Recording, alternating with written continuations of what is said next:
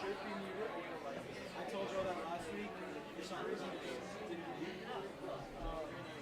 Oh, really? It's all good. Oh, did we say anything? No. You did. You were like, get on your curse words out now. Oh! The one time I did But that. like, you mean At least you did curse. like, Oh, like you could pass it off as somebody passing by. You know what I mean? I'll take the blame for that. that's funny. That Oh my God. We are on mute.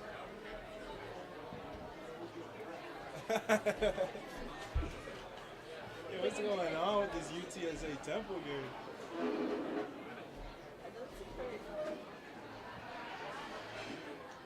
I just paid off my fee bill yesterday, and now they're like, guess what? Spring 2025 fee bills are due. They're quick with it. Like, really?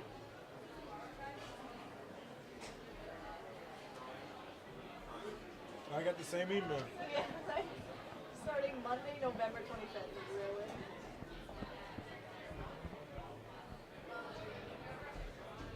Okay, apparently. We're not on mute. Oh, as I said, we are on mute. I literally just yelled that into the mic. We are on mute.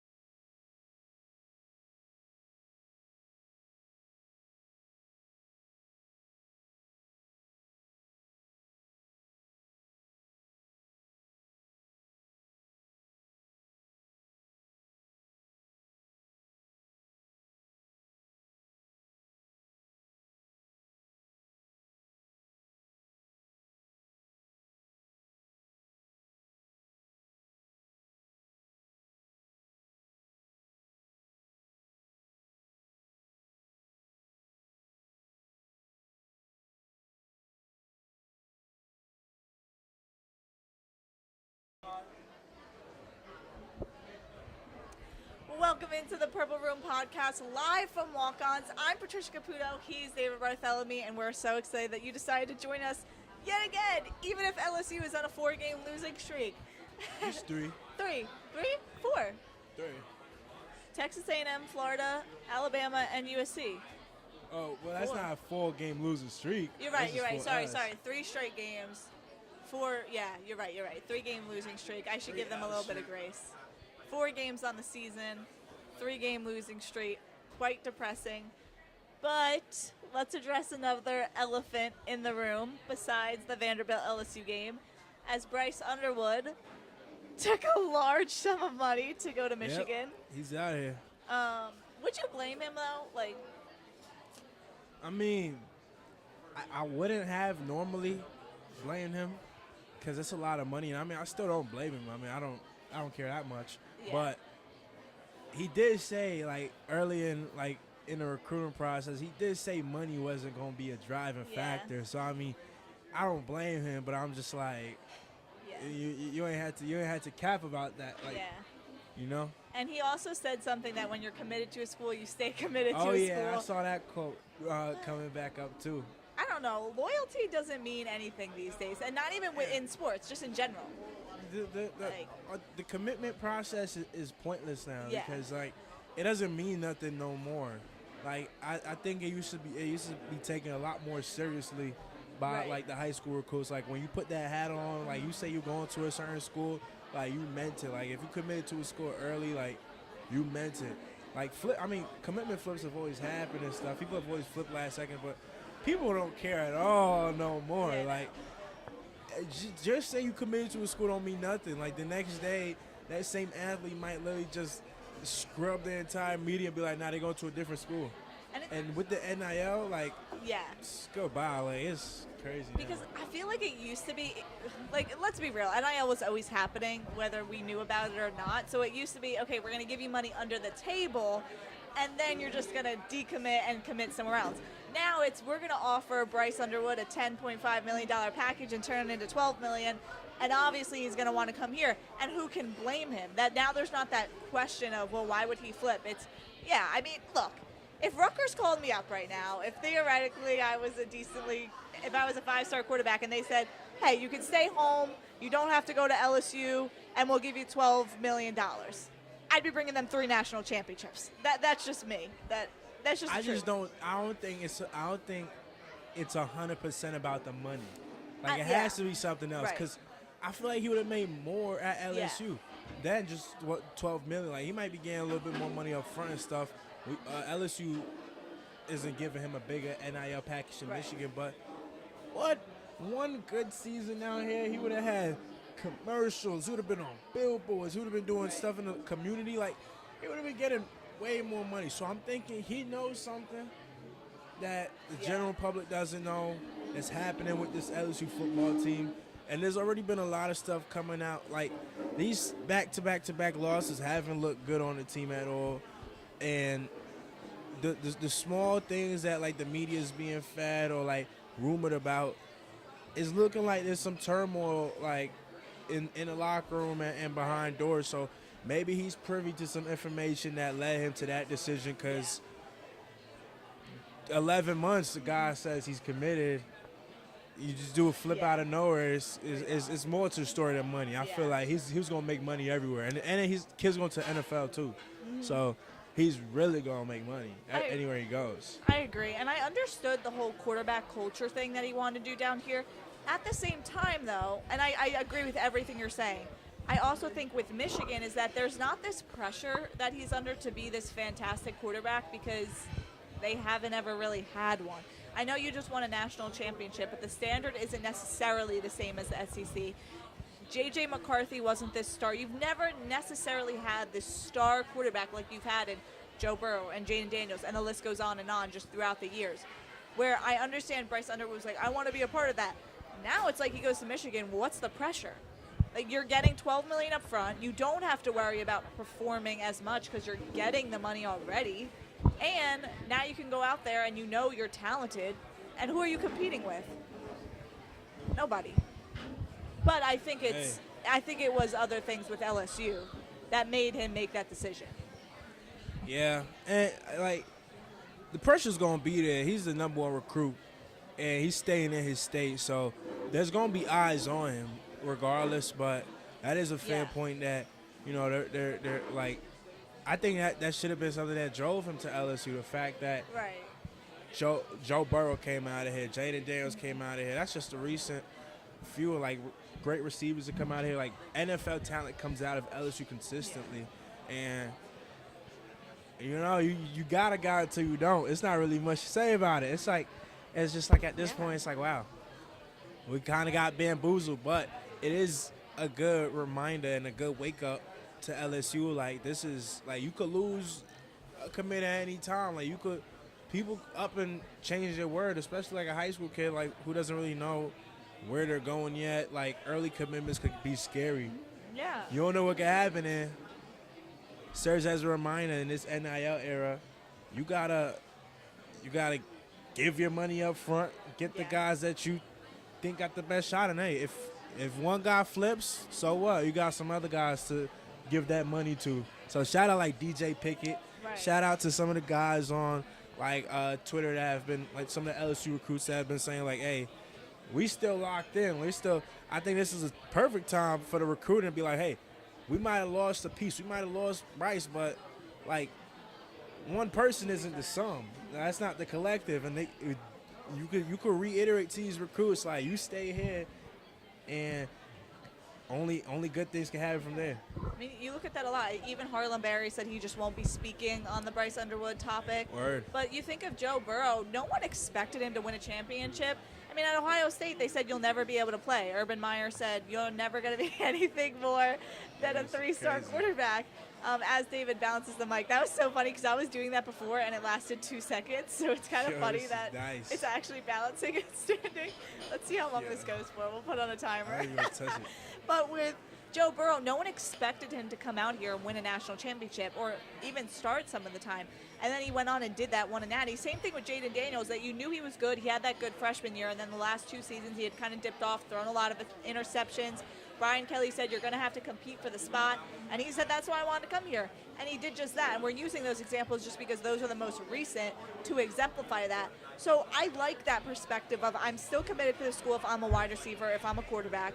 Because the reality is that right now LSU has a kid who is a 5-star and a 4-star sitting on the bench right now. Garrett Nussmeier, you still have, bearing his difficulties this season, possibly, unless he goes to the draft.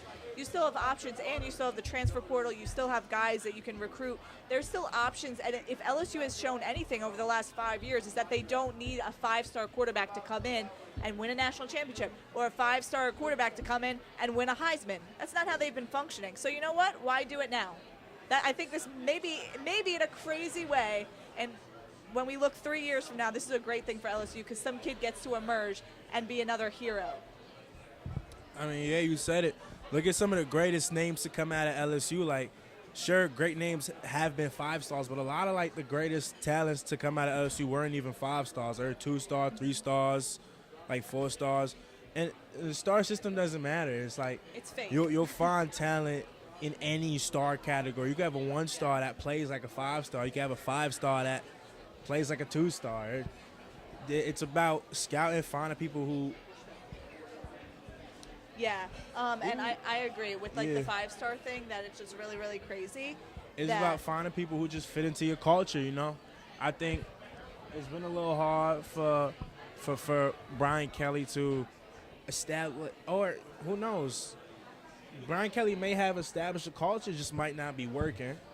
It might not be something that the team can buy after, and they might not be the right leaders that could push his message. So people are saying, give Brian Kelly one more. I'm hearing a lot of people calling for Brian Kelly's head, but I'm hearing a lot of people also saying, wait for the 2025 class to come in. Wait for him to truly get, like, his pieces. And as to how I feel, I don't know. I'm very indifferent right now because I'm like, Brian Kelly tells us the same stuff every week. Like, you hear, like, it's got to be better. It's got to be better. We got to get together as coaches, find a problem. You hear that every week. But when you watch the game, you see, like, unmotivated players. You see players just giving up on stuff. You see, like, decisions that you can question from coaching and playing. So it's like, what's really going on back there? We don't know. He's switching up. You had his back last week. You had his Nah, back. man. Like Bryce It Underwood hurt. alert. Hello. It hurt, man. Watching us lose to Florida, Yeah. I was like, dude, what's going on? Like, what's happening to the team right now? Everything is just crumbling. I don't think that's ever happened when I've been a student. And Coach O was here my first year with Max Johnson, and that didn't happen. So I think that says a lot about the team. What I did like about, I believe it was last week with Kyron Lacey kind of freaking out, I actually liked that. I thought that showed his competitive nature, that he said, give me the ball. I want to make plays. He can make plays. And that goes to Vanderbilt today, or tomorrow rather. When you're going out there, you're at home. You know you're going to have a crowd that is semi-supporting you right now, for the most part. Like, what do you do to get Kyron Lacey the ball? You just get him the ball. I mean, you get him the plays that is going to put the ball in his hand. You trust him in situations to go one-on-one with a DB. At the end of the day, it just relies on everybody being in sync, everybody playing the same brand of football. You know, it's perfectly fine for Kyron to, like, voice his frustrations because you're the number one receiver. You think you can make the plays to help the team, and you're not getting the ball enough. That's fair. Everything is kind of wonky right now for some reason when I watch the team. Like, things is just, everybody's kind of playing different. Like, everybody's not on the same cue. And to an extent, that goes to Garrett Nussmeier. You're the leader of this offense. You're the leader of this, man. You got to make sure that everybody's head is in the right space. You got to make sure if you got to tell Lace, like, hey, I'm going to get you this ball. I might have to force you this one ball just to make sure, so you just know that I'm still looking at you. And also, some of the blame goes to the coach, and it's like, what are we doing? Like, can we establish a run game? Can we get passes that Nussmeier can complete that he's not going to just chuck up? Like, we gotta start working with what we got. Like, this isn't the same offense we had last year with BTJ, Malik Neighbors, and Jaden Daniels. This is a new offense. Let's play to Nussmeier's strengths. He's not the type who's going to roll left and run with the ball even when he should. So let's fix that. Let's talk to him. Let's see what is he seeing when he's on the field so he can make the right plays and get it to guys who are open. Yeah. No, I agree. I think that run game last week was the best that it's been this whole season. But for the last 2 years, you've had a horrific running game. Well, really for the last 4 years. But for the last 2 years, you've had a really bad run game. But Jaden Daniels was running the ball. So it made up for it. When he's a leading rusher every week, you don't see it as much. When you're looking at the stats, you say, oh, look, Jaden Daniels is the leading guy. But it doesn't affect you as much in the field because the defenders are out there looking at Jaden Daniels, having to put a spy on Jaden Daniels. But that kind of brings me back to just talking about this, like just the team as a whole. I feel like going into this season, I mean, Will Campbell, yes, Harold Perkins before he got hurt, but I just feel like there wasn't this dominant leader. Like Josh Williams wearing number 18, I know he's been there for a long time, and I know that the walk-on story and all that, but I just feel like coming into this season, there wasn't this guy that you're like, he's going to lead the football team. And you didn't know that 2 years ago with Jaden Daniels either. You didn't know if he was going to be able to go in there and lead, and he did. And I think a lot of people were expecting that with Garrett, and that just hasn't happened. I understand. And if it's true that he's coming back, because more than likely, he's going to come back for that last year to come be LSU's QB1 next year. You don't think he'll go to the Giants? No, they need a quarterback right now. Come on. Obviously, we tank it for Shador. But, you know, that would be something like the Giants would do. Like, the Giants would pick up Nussmeier, and that would be like, dude, what are we doing? But that's besides the point. Like, I hope things get better from year 1 to year 2. I mean, usually with these quarterbacks who get their first year in the SEC, like this is his first year starting as an SEC quarterback. So, you know, playoffs is kind of already over. This is another bowl game season. So hopefully we're just taking the rest of the season to reflect, try to get as much more good throws in as possible, good taping as possible, and going to the offseason, looking to make that leap that in recent years the LSU quarterbacks have been making from year one to year two. And I'm not completely like over the coaching staff. I think we have a really good staff. I think the personnel is only going to get better on like the defense, and I think the recruits coming in should be fine. I think we're going to utilize the transfer portal a lot better this offseason. So who knows what could happen next year? Like, it's already to the point where we're thinking about next year, but like, yeah, a lot could happen. Anything's possible for real in the grand scheme of college football. I'm kind of glad this happened because there was that little glimmer of hope that LSU is going to go and they're going to beat Florida and Georgia's going to beat Tennessee and all that. And it's like, please don't crush my dreams, okay? I'm already a Yankee fan. I had enough of the hope getting squashed. Like, I was just kind of done. And I think you could go out there and play, and what do you have to lose? Seriously, you don't have anything to lose. The reality is that most likely 2 of your guys on the offensive line is going to the draft. Likelihood is Kyron might declare for the draft. Maybe Garrett will come back. We'll see. I wouldn't be shocked no matter what he does. I wouldn't be shocked if he declared for the draft in some weird way. I wouldn't be shocked if he, for some reason, transferred. I don't think he wants to do that, but I wouldn't be shocked, and I wouldn't be shocked if he stayed. Like, whatever this guy does, go right ahead. Do you, buddy. Like, you're fine. I think his goal in life is to be a coach at the end of the day anyway. And if I was Garrett, I mean, yeah, sure, I'd go to the NFL. But you also come back for another year, right? And you compete for that position. But I think you do have to realize that something's going to have to change next year. And that's likely going back to Bryce Underwood, what he saw. That at the end of the day, whether it's Brian Kelly, whether it's Joe Sloan, whether it's Garrett Nussbaum, whatever it is, if Brian Kelly remains head coach and he wants to keep his job, he has to change something. And the likelihood is that it's going to have to be something on the defensive side of things as they're still working toward fixing that horrendous defense from last season, but it's seen improvement this year. Yeah, defense has gotten better. Yeah. And what stopped us in these games is the offense's like lack of scoring ability. Like, the offense completely dies in the red zone, and if we're getting close and we can't score, it's not doing us any good, and it's not helping the defense out like anymore than like because we can't expect so much from a defense that was so bad like just a year ago. Like, it's getting better, but you still need an offense to hold their weight. And sometimes, you watch the game and it seems like we cannot score for anything. We're only getting like 3 points a quarter, but we're getting to the red zone 4 or 5 times in that quarter, and we just can't do anything. So, defense can always do better, but you got to help them out too. And offense just hasn't been helping.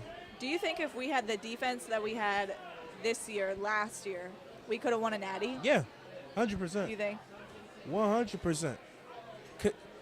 The Jaden Daniels ran offense was literally if he has to get 7, he's gonna get 7. That was easy. Yeah. So if we had a defense that could just get a couple of stops like how we're doing now, because like when the defense has had some really good drives, so some really good drive stops. So like, 100%. If we had this defense, we would have been good. We would have went so far. Yeah, I think of Zy Alexander too. He hasn't had a penalty, hasn't allowed a first down this entire season. Just really great stuff you see from him. And he was hurt last year, so you look at how much of a difference that could have made. But also, I saw a TikTok about what Jaden Daniels has that separates him from other quarterbacks, and made a great point, and he said he has poise. And it's true. It's kind of what we saw in Joe Burrow, that he's like this cool guy that nothing could face him. And that's really what Jaden Daniels gave too. And that, I think, is one of the biggest difference with this team this year, is that Garrett doesn't necessarily have that poise. He said before, he's very loud. His dad is a football coach, so he yells a lot. He kind of has that sort of like, I'm gonna yell and get things done, where Jaden Daniels would sit there and say, okay, we're not in the best position, but I am confident enough in myself to go out there and win this game. And I've never, what was so fun about watching him, because I never had that as a sports fan, say, I have so much faith in this guy right now. I have so much faith in this offense right now that they're going to get this done. And let me tell you, it was the best 2 years of my life, just knowing that, Jaden Daniels is going to run all over Mizzou and can win the game. So it's nice to see that. It's just different having to adjust to this now, that this kind of, completely different offense. And then just knowing next year you're going to lose a line, you're going to lose other guys. But kind of like you were saying, if these guys stay committed, that changes the game. That you just need a quarterback now. You have a star running back, you have a star wide out. I like the quarterback that yells. Like, I like Jaden Daniels because of how poised he was too. Like, it was kind of a little freaky how his facial expression would just never switch up.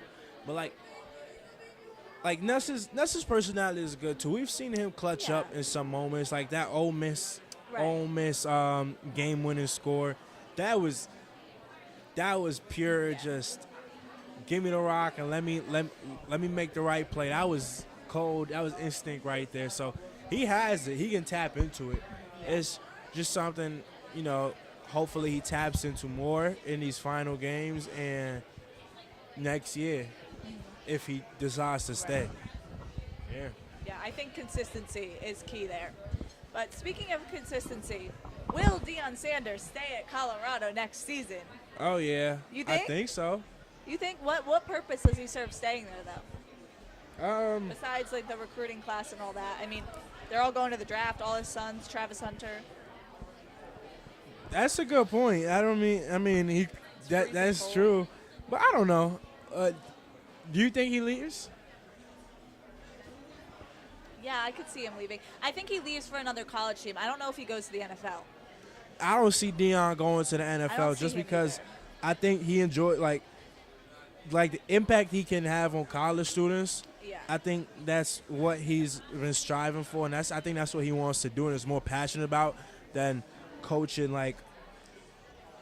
coaching in the NFL. Because I feel like his whole thing is about developing boys into men and stuff like that. You could do that in the NFL, but I mean they're already grown men. These dudes might already be in their 30s.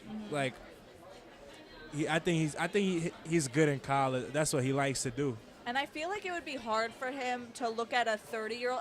I mean, George Pickens is a great example, right? To look at somebody like him who's fighting after every player just feels like throwing a punch and then not disciplined. You know what I mean? I feel like Deion would freak out about that stuff and be like, all right, I'm just going to bench you, which you can't necessarily do. What did Adam say? Producer Adam just said he's going to Florida State, which...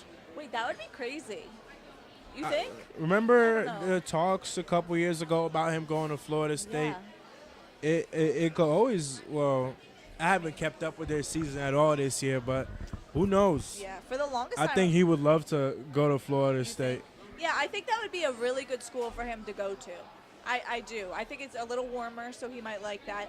I don't know. I think they have to sign him at Colorado first, but I think the reality is that he wouldn't mind moving. Because especially, I don't know, once both of his kids are in the league and Travis Hunter is in the league, what pull do you have being at Colorado? You took that because it was a bigger job. You knew everybody could transfer. His daughter doesn't play basketball there anymore.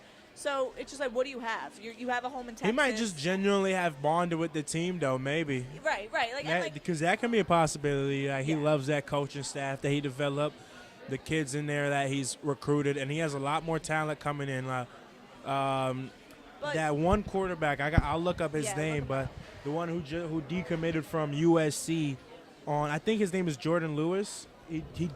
Julian Lewis.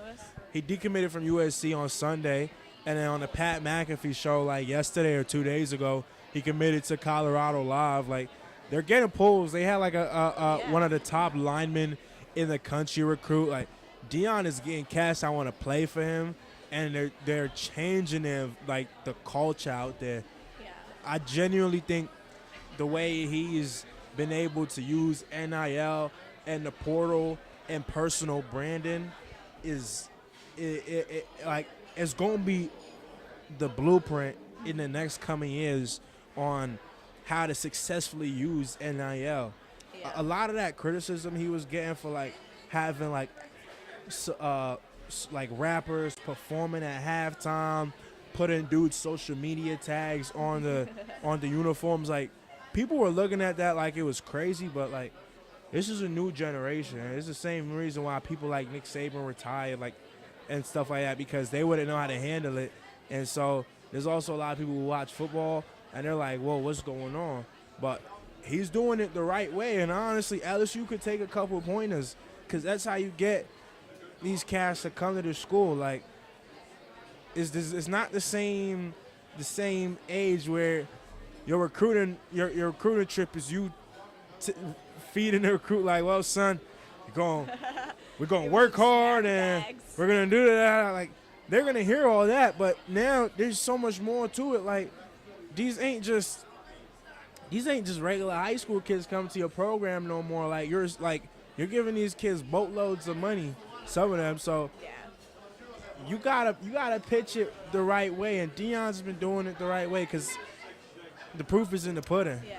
And I think you made a good point is that, yes, he has adapted so well to the NIL, but he's also a very old school coach. So he's really found that balance, something that Nick Saban just couldn't do. He whatever, wanted to stay to his old school ways, that's great. But I feel that Deion Sanders has been able to find that balance of he is an old school coach. He's going to bench you. He doesn't care about your feelings, and you better show up on time. You better do it the right way.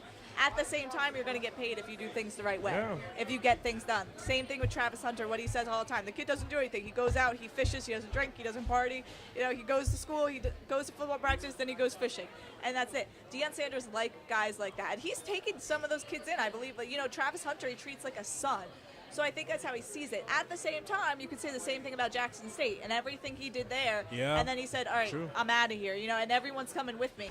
So I do think that this is a make or break year for Colorado in terms of, are you going to sign Deion? You have to get that done because it is going to make or break your franchise really as a whole, and just the businesses, the local business, just everything that he brings.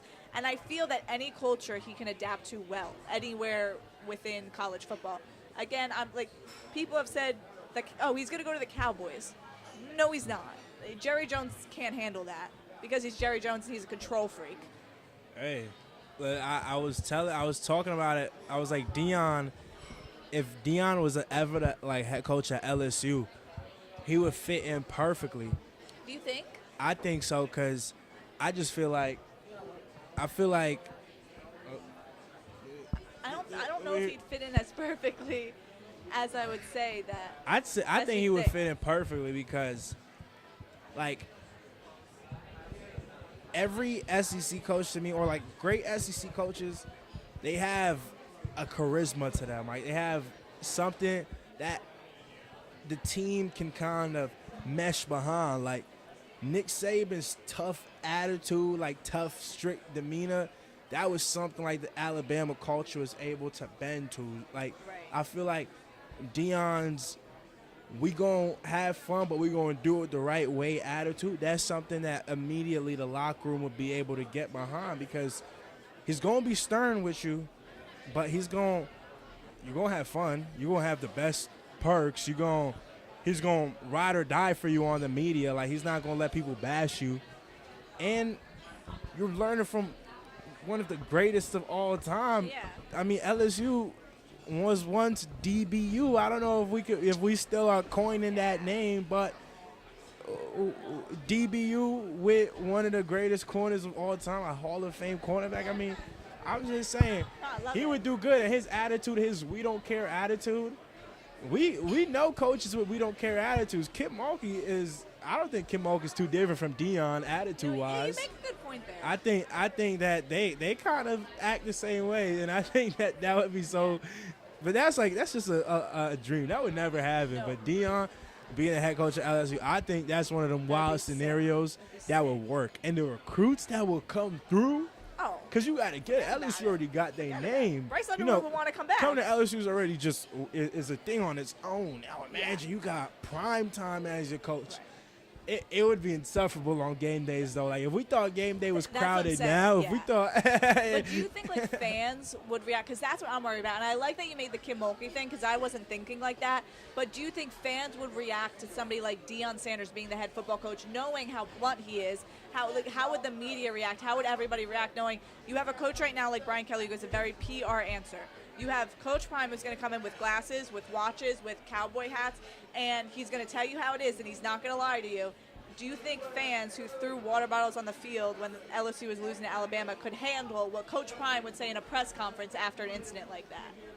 Yeah, I think so. I think he would be, like, again, I think it would be a perfect match because the people of Louisiana, if it was another place that was, you know, I might have a different answer, but we've been in the state of Louisiana for a minute. Like, you know, these people, they not looking for a coach who's going to sugarcoat anything and give them the PR response. The PR response is what makes everybody lose their mind. Like, I think having somebody like Deion who's going to keep it straight, keep it 100 with you, tell you we don't care, tell you what you got to hear, like, I think that's what the people would like. What do you think he would have said if he was head coach when they threw those water bottles on the field? Cut it out. Don't do stuff like that. Don't I feel ever. like he would have went off in the press conference. Yeah, he would have probably went crazy. But hey, sometimes you gotta tell fans, chill out. You're doing too much. You think he would have made the football team like run drills or something? Like, you know what? Now we're making them run drills just because of the fans, and then the fans never do it again. He might even be like, we deserved it. But, he might be like, we deserved it. We played so garbage. Yeah. And I don't agree with throwing stuff in the field because I think it's trashy, and I like to say like we're a classy football team where we can what? We're not, because you say all the things that we say are inappropriate, but I don't like Tennessee does that. Leave that to Tennessee. Yeah. Right? Don't throw trash on the field, But that was brewing all season. So I think people who watched that game said, "Oh my gosh, LSU just did." Did you see that Ole Miss game with the wristbands and how everyone was throwing them on the field? I don't know if that got on TV because I was at there. the game. So, but this has been brewing for a while, and if it didn't happen versus Ole Miss because we walked that game off, it was going to happen against Alabama. Hey, I'll tell you what, we don't gotta hide it. This ain't the classiest fan base. No, but we like to be trashy. You know what I mean? And that was, no pun intended, that was trashy. It was, but we can have a little bit of class. That's why I'm like, I ain't like overly surprised. And I'm not getting hit in the head with a water bottle. Don't do that. If you're gonna aim, throw it on the field and don't hit anybody. And the likelihood is that you're not a 5-star quarterback, and you can't do that. So just don't do it. If you want to drink, go to Tigerland. Don't go to the football game. Because guess what? The team's losing. You should have left at halftime anyway. Because now I'm getting hit in the head with water bottles, and I don't want that to happen. I like to have fun at games, not get hit in the head. That's true. I don't want to end the night with a hospital trip. I want to end the night with actually being in my bed. I want to go home, shower, and get to bed, okay? I have to work the next morning. I'm good. That's how I want to end my night, not with the ice pack on my head. Because people, I don't know, emotional intelligence is a thing, and we need to work on it as a society, and we need to work on it as football fans. If you're going to drink too much, don't throw stuff. Drink the water that you're throwing first, drink that, and then throw it, all right? Because it's less likely to cause danger. We think these things through, that won't happen. But hopefully that doesn't happen this week. I actually think people would root for Vanderbilt in a weird way because toward the end of the game, did you stay the whole game? No, I left halftime. I wasn't going to stay for that catastrophe. I stayed the whole game, and toward the end while of the it was game, pouring? Yeah, I was already soaked. What am I going to do? Yeah. It only got cold to the end. The very end, last few minutes was cold. But in that final touchdown that Alabama scored, LSU fans cheered for that touchdown. And I never seen that, ever. That shocked me. I was like, whoa. And then, they usually say, you suck to the other team. We were chanting, we suck to the other team. So we were saying that, we. And I was like, whoa. The 100 students that were still there chanting that was surprising to me. So I think this game will say a lot. Hey, they not lying. We sucked. Yeah. We sucked. If I was there, I'd be applauding too when they scored. I mean, sometimes you gotta let the team know, we're doing abysmal right now. We can't even cap. Yeah, I think just coming from Alabama, a team that everybody dislikes for the most part, and seeing that happen was crazy. So that's why I think versus Vanderbilt, it could be even worse if Vandy runs all over the defense and Diego Pavia does what Diego Pavia does.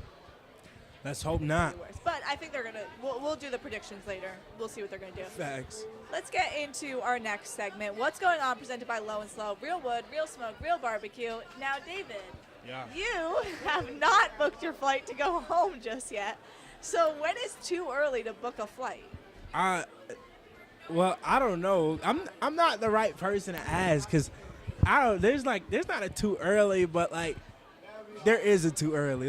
So for most people, too late. There's also Okay, let me. Too early is anything before a month. I booked mine in October. Oh my This God. is for Christmas, not for Thanksgiving. This is for Christmas break to go back home.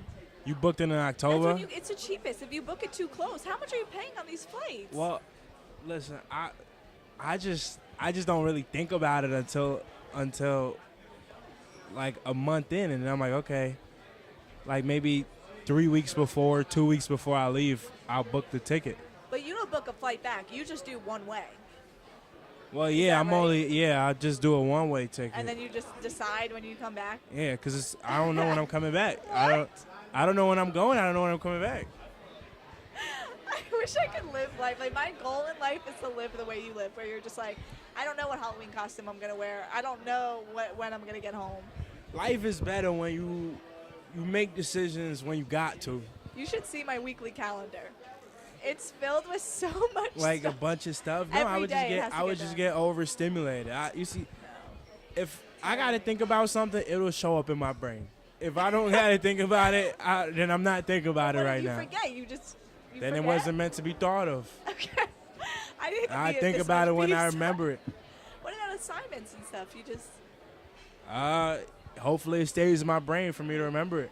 see. I can go week to week, but I can't do month. I can't do the planners and stuff. I can do week to week, but not knowing that. Like, if I was in your position and I didn't have a flight, I would be like, oh gosh, I got to get the ball rolling. No, I'm gonna get a flight, but I'm not. I'm also like, I'm not leaving like the first week of December. Like, I got some time for me to but book a good ticket, and I'm also not in a rush to go home. Like, so I got like leeway with the days. Like, if a ticket is too expensive on one day, I could just go on the day that it's less expensive. But the closer it gets, the more expensive they all get, right? I mean, yeah, but I'm not like, it's not gonna be like $700. It's gonna be like $200. You think? I know. Okay. I know. I'm not over here. Mine I'm not was- about to get like $1 million ticket. It's not that much. Trust me. You don't want to sit first class and stuff? No, I don't really care for that. Sometimes it is tempting, though. I don't know if there's a catch to this, but right before I board my flight, they say something about how if you pay $37 extra, you'll get first class. And every time I'm just tempted because I'm like, it's only $37 extra. But then I'm like, no, I feel like there's a catch to this. That why is my cheap ticket that I bought only $37 extra for first class? Yeah, I never even. Well, does JetBlue have first class? I don't know. But I never asked for that. I just get it. I'll sit anywhere. I don't really care. Because I'm kind of the same way with concerts too, where I'm just like, just get me in. If I'm in, I don't need to see the artist. Just let me hear them. I'm coming for their voice. Hey, that's fair too. Like, shoot. And that's me with the plane too. Like, I don't care. If Put you me don't- next you to don't the need crying to. baby. I'm fine with the crying baby. I got my headphones in. Just get me on the plane. Oh no, I'm not sitting next to a crying baby. That's where you lose me. But see, No. Nope. Nope. Even with headphones, you can watch a movie. Headphones is not stopping a crying baby. You're going to hear the crying baby. My headphones work great. I don't hear a thing. No. You got to tell your baby, shh. You got to Nope. cradle it to sleep. Most of the babies I've been on flights with have been great. There was this one woman, and her baby was probably maybe a few months old. Baby didn't make a peep the entire flight. I was shocked. Kudos to I that was baby. Shocked. Because that must be hard, just traveling with a kid alone and then that baby not even crying. I've never had that. I've never had someone kick my seat. All my flights have been great. I really must say. I've always had great flights. Yeah, my flights are pretty chill. I mean, then again, I just sleep. I'm can you either sleep on sleeping. planes? Well, it depends. Sometimes I'll be sleeping the whole time, or sometimes I'll be on my phone the whole time. Either What do you or. mean you go on your phone? What do you do? Well, I got Wi-Fi. I'm just chilling. I might just be playing a game. It works? I play a lot of Sudoku Oh, in my and that free works time. up there? Okay. Yeah, but like my internet works too. Like on JetBlue, it's free Wi-Fi. I might just be watching the show the whole time. Like I might be watching something on Netflix. On your Netflix account, and it works? Yeah. JetBlue got Wi-Fi. Clearly, I'm not flying right. Well, I Yeah. can watch a movie, but one time I flew Delta, and they had live sports, and it was during March Madness. And I cannot watch live sports on a plane. I'll just leave it at that. 'cause I usually always put a That's sick. game on the TV though. Like I'll put any basketball game that's on, or like any just game that's going on in general. I'll put that on the Yeah. TV, and then like I'll be on my phone or I'll fall asleep. You do both? No, I got sick. I literally was like, older couple was sitting next to me, and I was like, I need to get off this plane right now. Why you got sick? I think the motion of the live basketball just got to me after a while, and like What the 30 minutes before I don't know what it was. I don't know what, but I think I was just staring at the screen too long. On my computer, I did just fine. I watched Coach Carter one time, fine. March Madness did it to me in. And maybe it was the woman next to me who was playing games on the little thing the whole time, or it was, me You watching. might have just got some motion sickness. I was like, am I going to have to be one of those people that uses brown bag right now? Because that's going to be so embarrassing. And I said, and there was no way. I didn't use it. Nope. I pulled it together because there was no way I was asking this older couple to, one, stand up so I can use the bathroom, and I was not using a brown bag. Like, I was 19 years old. That would be embarrassing. Hey, at least you survived. I survived, but after that, I said maybe I should not fly Delta so I won't be tempted to watch live sports. I think you'll be fine. I think you should just try it again. I think you just had some motion sickness. Yeah, but I don't know. I don't think the basketball game made you sick. I don't know. I think the back and forth. I think it did it to me. I don't know, because like a movie, you have scenes. It's like a package, right? For sports, you have scenes. The back and forth. I think it was just the court and the colors. They're wearing different colors, and you're saying who's going up, who's going down, who's dunking, and like you're so invested. And then this woman's playing Candy Crush next to me, so in the corner of my eye, or no, she was playing like a spy game. She's trying to find the soap, she's trying to find the shampoo, and I'm like, it's right there in the left corner, like you just don't see it. So I think there was just so much going on that I got a little sick.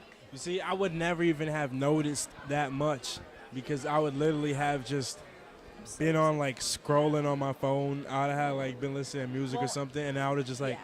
I would like slowly like fell asleep in my chair, and I would have woke up like, huh. Yeah. Well, now I do music roulette, but I do that a lot more now. But when I was at the airport, I don't have connection right to my songs that I want, like on Spotify. And you all gotta that. download them.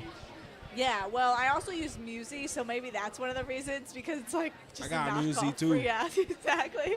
But so I just use my really old Apple Music where I used to buy iTunes off of, and I have all songs from 2019 to 2010 or something. Yeah. And I don't know what's coming on. I put it all on shuffle. Maybe it'll be NBA Youngboy. Maybe it'll be Taylor Swift. We don't know. We just guess. If I am like going on a flight, I'll download like all the music that I want to listen to, or like most of the time, like I said, my Wi-Fi be working, so like I just listen to whatever song. That's funny. No, because I got. I push off the emails that I don't read, or like if I have scripture emails, I push them off. If I don't read them, save them for the plane. All the pictures, I have 5,000 pictures in my camera roll right now. I have to delete. I save that for plane rides or for long car rides when I drive back. That's true. That's real. Like, I be like organizing my photo gallery when I'm doing like long trips. But every time I'm always like, I have so much time, and then the things I say I'm going to get done, I don't get done. Like I said I was going to edit my reel one time in the airport. That did not happen. I sat there and I ate food and then I listened to my music and I had no regrets. It'd be like that. It'd be like that. Like, no way am I regretting. Well, David, I hope you get your flight soon. I'm going to get it soon. I'm probably get it soon. I mean, you're fine. You don't really stress. Nah, I'm going to be fine. It's very rare when I'm like, oh, David's stressed right now. Yeah. I never see that. It's nothing to stress about. Goal in life is to be I could have said something real morbid like, we're all gonna die anyways. Yeah, we're all floating on a rock. Oh, like nothing to really care about. We all chilling. We're all just little specks on the earth. Indubitably. Yeah. Okay, well let's move on to things that still don't matter, but we're gonna make them matter. Thanksgiving is coming up. That's next Thursday. So by this time, it will already be Thanksgiving. We'll be here live on Friday. If you want to join us for the last time this semester and this year, we'll be here on Friday. So don't worry, guys. I know you were waiting for us, but patiently waiting on Thursday. But Thanksgiving's coming up. So are you a guy or a person who listens to Christmas music before Thanksgiving, or do you have to wait till after Thanksgiving? I'll probably wait after Thanksgiving because like then you could put your full focus towards it. If you listen to Christmas music before Thanksgiving, you kind of are. Oh wow, I got to tell you about the game. But no, if you listen to Christmas music before Thanksgiving, you still got the looming thought in your head that Thanksgiving is still around the corner. But after Thanksgiving, the only thing you got is Christmas. Right. So you could fully love the Christmas songs and be like, yes, this is coming up next. Mm-hmm. Other than that, you just teasing yourself for no reason. Like you just like, oh, it's not even Christmas, not even here yet. We're not even in December yet. 100% agree. No, 100% agree, because I think people just gloss over Thanksgiving. That they're like, Halloween, Halloween, Halloween, and then say, oh, Thanksgiving. And then that's why the dishes stink sometimes. You know, people cook them wrong because you forgot about Thanksgiving because you're so worried about Christmas. So I think that Thanksgiving needs to get its flowers. Now, there's not a lot of good Thanksgiving songs, so maybe people could Yeah, I don't think I've ever heard a Thanksgiving song. Never. But any Thanksgiving movies that you watch? That's a good question. No, I don't think so. There's a few. Well, the one that I have to watch is Planes, Trains, and Automobiles. It's really a movie about getting home for Thanksgiving and, you use a plane, train, and an automobile. Really, really funny. Have a great night. Have a great night. Have a great night. It's itching. Oh. Have Bryce Underwood. Oh. And let's spread this out and get some offensive and defensive line. Offensive, That's what I'm talking about. This guy, he gets it. Do you think he likes Bryce Underwood? Nah, I he don't definitely think he loves Bryce Underwood. Yeah, I think, They apparently their relationship's shaky. Maybe Bryce. He said he loves Bryce Underwood. It might have been a little fuzzy. He loves you, Bryce. He loves you. Check your DMs. I'm sure he's DMing you how much he loves you right now. Wow, love it, love it. That's the value of live podcasting. But Thanksgiving, which Bryce Underwood and that fine man will be celebrating, not together, but I'm sure they'll both be celebrating. Planes, Trains, and Automobiles. Love that movie. Also, Charlie Brown. I don't know why. I mean, I'm not that crazy on Charlie Brown Thanksgiving. I like the Halloween one more, but I'll watch it. I'll watch it on YouTube to the great soul that puts it on there because Apple TV stole it from us, so I'll watch it from them. Yeah, I don't got any Thanksgiving like specific stuff that I watch, but so we just put the game on. I mean, like I'm not even watching TV. Like usually on Thanksgivings, if I'm home, like me and all my cousins, like when we were younger, like that's when all my cousins would come over. So we kind of just be outside for the whole day, just like, or like we'll just be like playing around. But yeah. You play football? Nah, we wouldn't be playing football. We would just be playing like the game or whatever. Cause my family don't play football. I'm like the only one in my family who play football. Oh, okay. But we might play basketball. I mean, yeah. If we go outside, yeah. But most of the time we stay inside. We're just like, cause it'll be cold. Yeah. We'll just go play the game. Like, look, I got 2K. Most football we might play is like Madden, like UFC, stuff like that. Yeah, that's probably what we're doing. That's the one nice thing about being here because it is so much warmer, so you don't have to be freezing the whole time. Yeah, that's true. Yeah, I do feel it. Today was a perfect day. I like the wind today. Me too. It was absolutely perfect because I was sweating a little in the afternoon, but other than that, I was able to wear a sweater. I was able to wear a jacket. I was able to be at peace with my life. My hair stayed straight. For all my girls out there, you know what I mean. Didn't have to worry about that. So I like this type of weather, but it is supposed to get warmer again, so it doesn't really matter. But kind of wrapping up, talking about Battle of the DJs real quick. That was our fundraiser that we had last week. And I don't really dance. I don't really do things like that, but I actually had a really good time. Yeah, he was having fun. Yeah, it was actually a really good time, and I loved we're going to get the videos next week because David and I were very on point when we hit the Quan. Facts. Like that was, very on point. And funny. I think I rapped like all of Nicki Minaj's Superstar or whatever. And I also danced NBA Youngboy. It was fun. Yeah, that was fun. That was actually a really good time. Their orange juice was really good. I've never had Fred's orange juice, and that was there. Really I good. go. I mean, go try Fred's orange juice. It was really good. Not as good as water with lemon though. So water with lemon I love a good water enthusiast. with lemon. But we are giving away a free cheese fry, a free small waffle cheese fry. So if you want it, I don't know, come up here. Come up here if you're watching right now at Walk-Ons, or if you want to drive here. And the next 5 to 7 minutes, come get your free cheese fry. Anyway, let's get into the fun stuff. No Sweat Bets presented by Southern Air. LSU versus Vandy. Who do you think is going to win? Do you have a speech for them? Nah, You're nothing. done. Retired from the speeches. Yeah, speech clearly didn't work. They didn't value that speech, so I'm done with those. That was a good speech, too. They didn't even listen to it, I feel like. Waste of a speech. Can we scrub that off the internet? Yeah. But anyways, I got, LSU versus Vanderbilt. LSU's favorited by 7.5 points.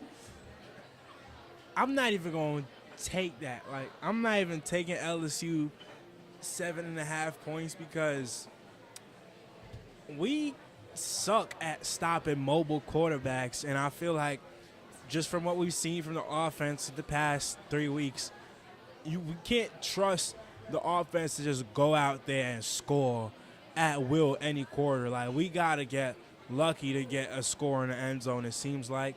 So for us to win by over a touchdown, it's looking a little tight. I still got LSU winning, but I feel like it'll be like tighter. It'll be like by 3 points or something like that. So if I had to I'm not going to put a prediction on the game like number-wise, but I got LSU winning but under the 7.5.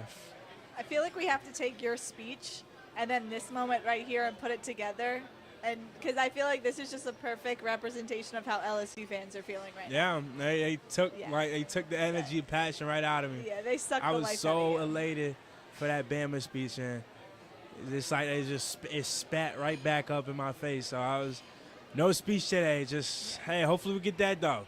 Maybe they owe you $10 million for pain and suffering. You know, they should consider that. They're not paying Bryce anymore. Well, I'll certainly, if they're going to give me $10 million, I'll certainly take it. I You'll won't give as be many no. speeches I as won't you say need no. to. Yeah, I'll give 10 million speeches.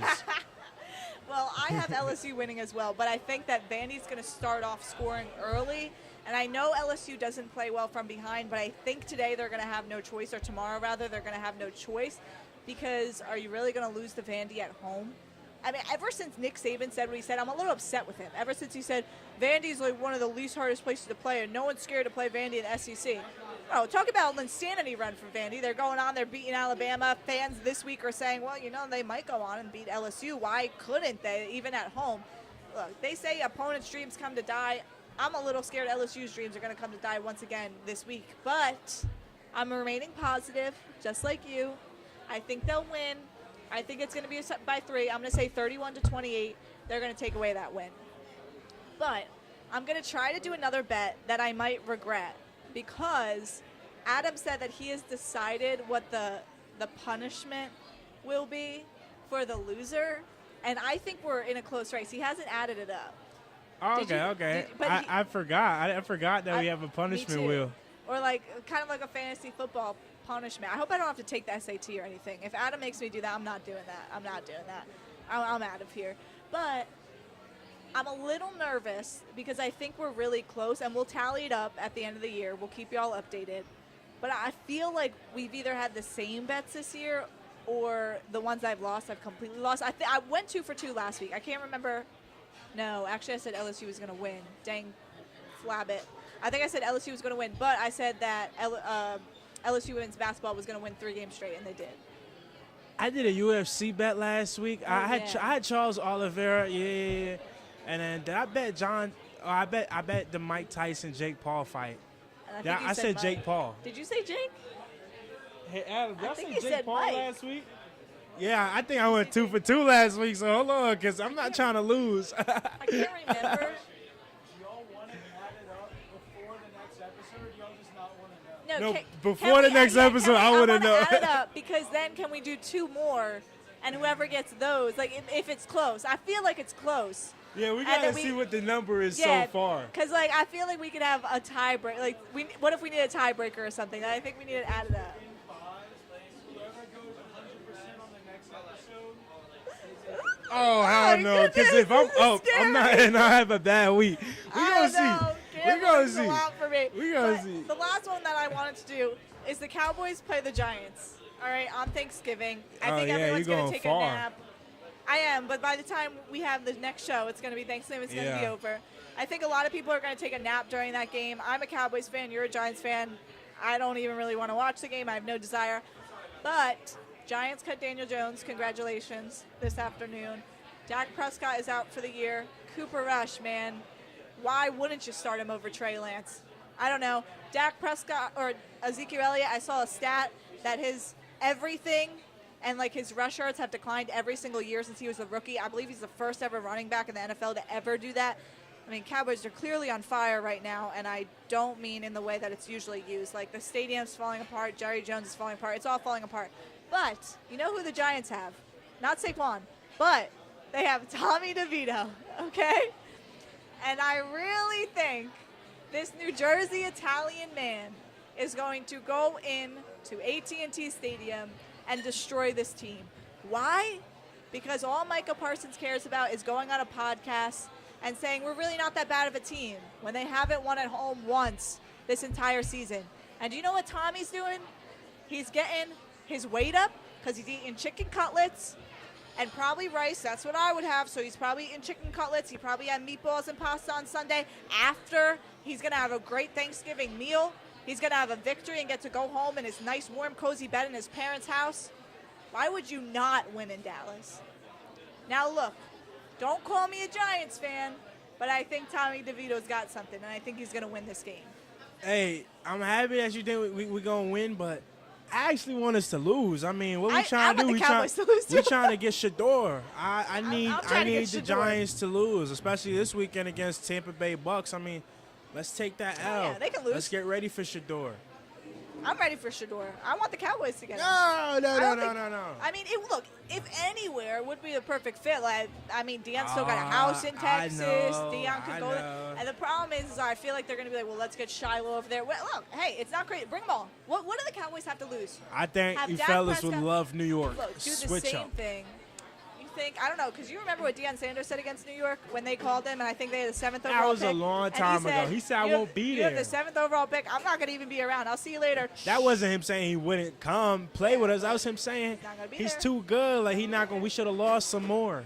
Let's not make the same mistake twice. Let's not be too good and miss up on the Sanders. I know tanking's illegal, but I've been saying this about the Cowboys for years. When people are like, why aren't you happy they're in the playoffs? Why aren't you happy? Because I know the reality. They're going to lose first round. We're going to get an average draft pick, and then we're going to averagely pick somebody because every other player that we wanted isn't around, and then it leaves you in a position to say, yeah, let's sign Dak Prescott. By the way, the Cowboys haven't drafted a quarterback to be their franchise quarterback since, what, the 90s? Troy Aikman? I mean, I can go on a tangent about this for a very long time. I'm not going to because I want the Cowboys to tank, and that's fine, David. The Giants can go on and they can lose to the Tampa Bay Bucks. I don't care because I know the Cowboys are going to lose. But I know the reality, and I know CeeDee Lamb is upset. He's not happy. Cooper Rush is playing over Trey Lance. We're acting like Ezekiel Elliott is like he was in 2016. I mean, again, Micah Parsons is a better podcaster than he is football player at times. I really think this team is falling apart before our eyes, and I could not be more happy because I'm time for a rebuild. I'm bring in Tommy Cutlets, let him ruin our season on Thanksgiving, have him eat the chicken leg, turkey leg in the Cowboys Stadium, and I will be happy. I will be happy. Put me out of my misery if Tommy Cutlets can go out there and get a win in Dallas on Thanksgiving Day. We're going to see. That's all. Good night. I'm going to go have a chicken cutlet now. That has been all. That wraps it up for No Sweat Bets presented by Southern Air. Fixed right or it's free. And that wraps it up for our second to last episode of the Purple Room live from Walk-Ons. I'm Patricia Caputo. He's David Bartholomew. And big thank you to our producer, Adam Gattuso. We'll see you all next week at Walk-Ons.